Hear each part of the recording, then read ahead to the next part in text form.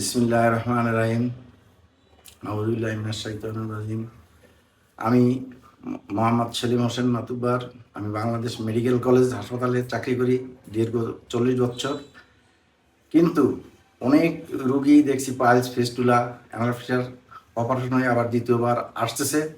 অথচ আমি এগুলো দেখে সেখানে ট্রিটমেন্ট না নিয়ে আমি ডক্টর নজরুল ইসলাম স্যারের থানা স্ট্যান্ডের তার চেম্বার এখানে স্বর্ণাপন্ন হইলাম। কারণ এখানে আমার বাসাও সাভারে। আমি কয়েকবার তার ভিডিও দেখে আমার মনে হইল যে ওখানে আমি যাই এবং ট্রিটমেন্ট নেই। তা আমি নিজের ইচ্ছায় আসি দেখি যে স্যার যা বলল তার চিকিৎসা খুব সুন্দর এবং কেউ বুঝতেও পারবে না যে কিভাবে সে ট্রিটমেন্টটা করে, সেটা সে বুঝতেই পারবে না। কারণ সে ঔষধের মাধ্যমে এবং ছোট্ট একটু সামান্য ইয়ার মাধ্যমে ঔষধের মাধ্যমে বেশি সে রোগীকে করে সাফল্য করে।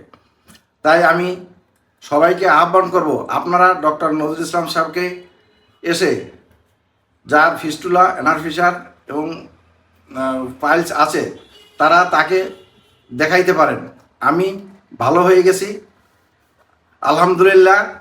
আপনারা দোয়া করবেন এবং আমি বলতেছি যে সবাই আপনারা যারা এই রোগ আছে তারা তাকে দেখাইতে পারেন। আলহামদুলিল্লাহ। আল্লাহ।